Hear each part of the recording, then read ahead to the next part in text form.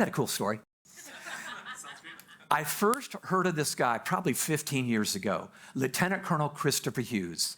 He had fought for years and become an officer in the United States Army. And when he was in Iraq, this was our second invasion in Iraq, we were at the point of the war where the Allied forces were sending over to Iraq food and blankets and clothing for the displaced Iraqis who had been run out of one village by the Taliban and into another village where they're trying to just survive. So Hughes is over there with his troops, and packages of blankets and food and clothing are being sent over. And he's thinking now, what's the best way that I could find here to distribute this? They're probably not going to come to a U.S. military officer to get some, if they're an Iraqi, to get some food.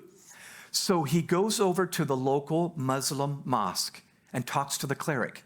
He figured there are Muslims here. This is probably the most safe place they can imagine to get help.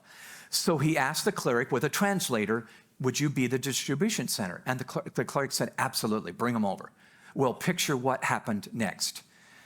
Hughes, with his troops, are now marching down Main Street in this village with a package on one shoulder that looks a little bit like a bomb, I'm sure, and a gun on the other, and they're marching down toward the mosque. Can you imagine what they're assuming? They're thinking, we're going to have a street fight here.